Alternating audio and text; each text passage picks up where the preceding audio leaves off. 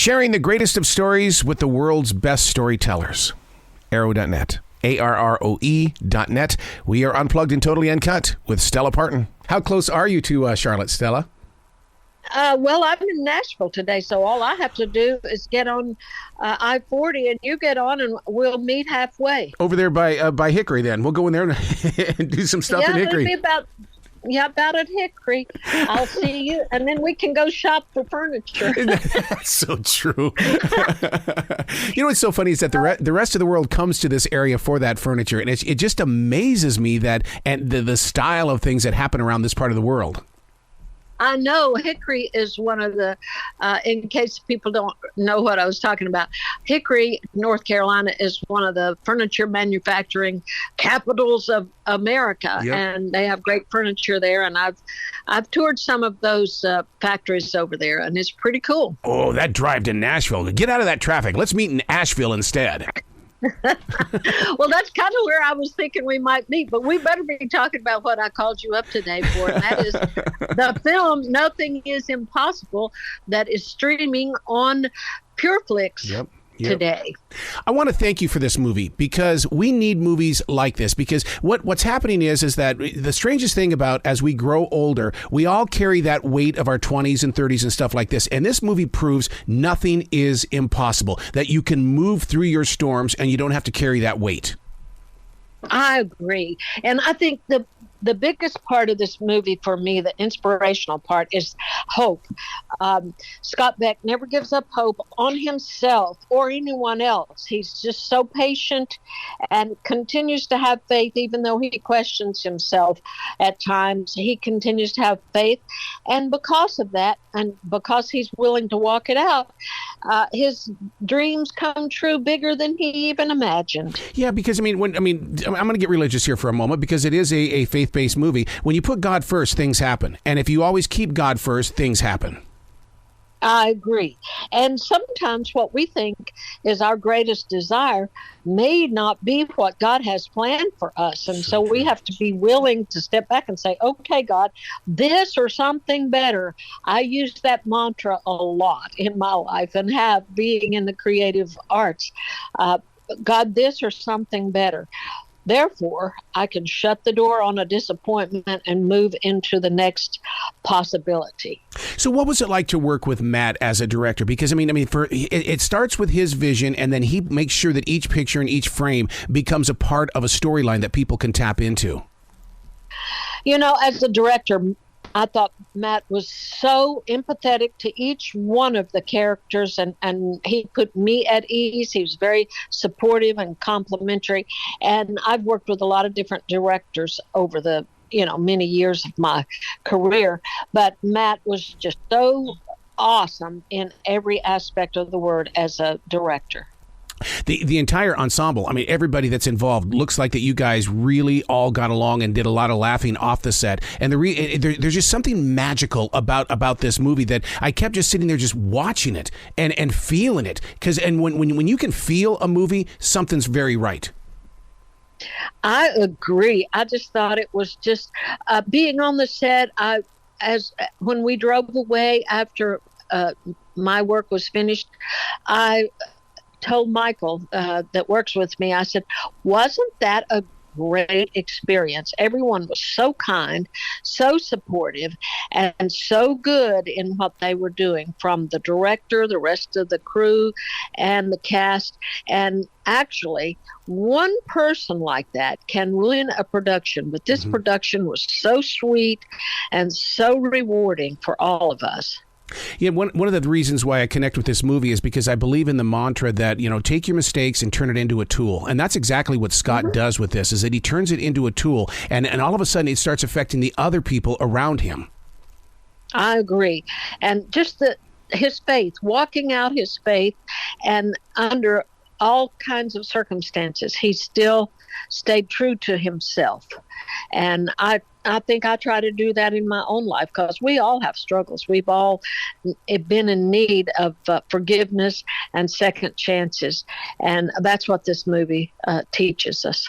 And for listeners that are tuning in and stuff like that, I want them to understand that this isn't one of those where it's going to make you feel guilty. No, you're going to feel fulfilled. That's the thing about it. There's no guilt trip in this at all. Oh, no. And there's plenty of opportunities to laugh at just the silliness of humanity because, we're all funny and silly. and I believe God had a very good sense of humor when he created humankind, So if we start taking ourselves too serious, I think we've missed the point altogether. Well, and look at how you've listened to the calling of the universe and God. I mean, you've got 40 albums, 3 cookbooks, a memoir. I mean, tell it, sister, tell it. This is a book that has a continuation. Are you going to re-release this with more of your life? Absolutely, and that's what's the good part of the life journey is now I've lived another decade and a half probably of life. We've gone through the pandemic and all kinds of things. I've lost loved ones in this last decade, and there's a lot more that I need to tell. And so that's what I'm doing, is just telling more of my journey. Speaking of that, sharing more of my journey. Absolutely. Speaking of that pandemic, the one thing that I've learned is through our binge watching addiction and stuff like that is that we embrace movies like Nothing is Impossible on Pure Flix. We sit there and we want the story. It's like a good country song. We want the story. Exactly. And that's how I grew up, in the Appalachian Mountains of East Tennessee. The best storytellers were the ones that were regarded the highest. Mm-hmm. And so as songwriters, we try to tell a good story ourselves. And Nothing is Impossible is one of those stories that unfolds in the most unlikely but the sweetest way. And so I was just happy to play Ruby in this film. Now, the theme song to the movie, and listeners can pick that up when they go watch the trailer and stuff like that. My God, that song I think could really cross over and get on the radio. Oh, I agree.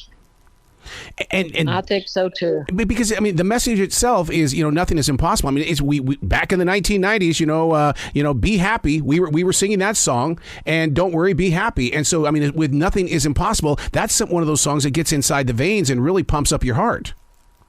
I agree. I think that everyone should download pureflix.com and start streaming some of these films that are so incredible. And this latest one, Nothing is Impossible. And I'm just really excited to be a part of this release. I'm proud of Pure Flix for what they're doing because they're actually investing in original movie entertainment. And Nothing is Impossible is one of those movies where they said, look, we need to be there for the people. Let's go ahead and do things like Nothing is Impossible. Well, Norman Vincent Peale's wife said, find a need and fill it. And that is what Pure Flix is doing with all these incredible inspirational films. Building your own personal creative life. It took activation, taking that step out. And so many times people don't understand how many times creative people are told no, no, no. But we keep moving through that storm. Well, I don't think you should listen to no. Scott Peck didn't listen to no in this film either. And I never have listened to no. No, just to me, is a challenge. Yeah. It's not final. It's just a temporary answer. So I've always felt that way and always conducted my life that way, because if God can give me an idea, then he can give me the knowledge and the ability to walk it out. Speaking of those God ideas, or God winks as they call them, does it come to you through daily writing or anything like that? Because I do a defrag journal and I do a regular morning journal. And I go there to listen, to feel what is my calling today. I have done that. I've been a Bible reader since I was 10 years old every day, but I used to journal every day. Like I would do anywhere from 3 to 6 legal pad pages a day. And I think I excavated a lot of stuff that needed to be excavated. And so with that and prayer, I feel like I get my day started just right. Do you find that when you do write like that, even with a song, that you put your focus on the future listener or the future reader? Because with a song, I mean, I love it that the millennials as well as Generation Z are discovering music that is 20 and 30 years old. I'm going, yes, that's what it's all about. Well, they're listening to the story. That's it. And we start with children reading stories or telling them stories when they're tiny, like my grandbaby. But everyone needs a story. And what better way to tell a story than that has a good ending? A happy ending is the best story of all. And that's what Nothing is Impossible is about today. You talk about the grandbabies. Wow. Mine is already 18 years old in college. My God, life goes by way too fast.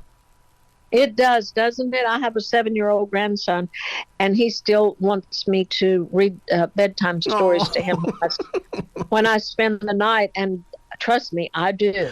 I read those stories. It's one of those things where your parents say, you're going to love being a grandparent, and you don't get it until you get one. And it's like, oh, my God, it's such a different kind of story, a different kind of experience. And different kind of love, but it's the same.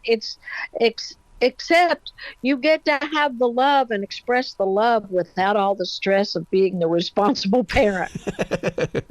Now, back to Scott Beck. He's 40 years old, and I tell you, I had kind of a giggle moment when it was first unveiled that he wanted to play basketball. I thought, come on, dude. But then I was like, oh, wait a second. If you can do it, so can I. And so what in your life would you like to one day try because Scott Beck inspired you?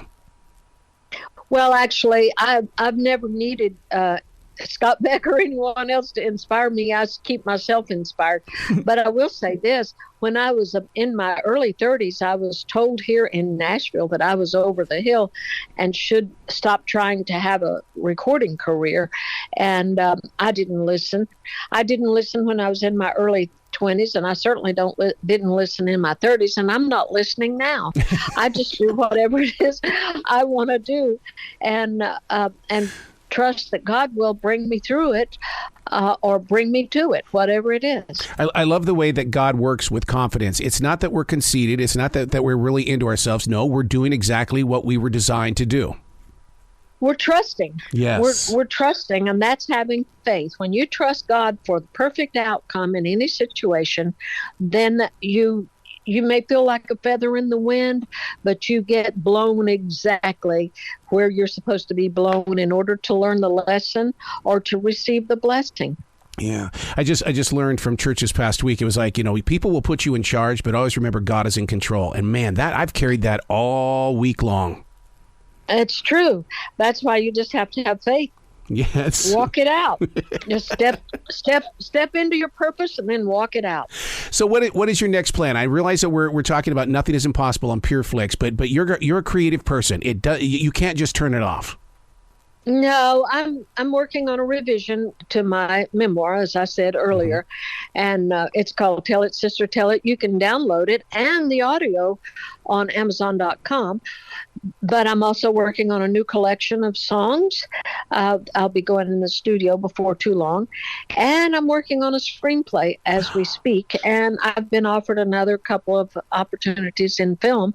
So I'll be doing that as well. I love your energy. I love what God is doing to you, and God is moving through you to reach other people. I hope so, and I try to be an open vessel. I love it. Please come back to this show anytime in the future, Stella. The door is always going to be open for you.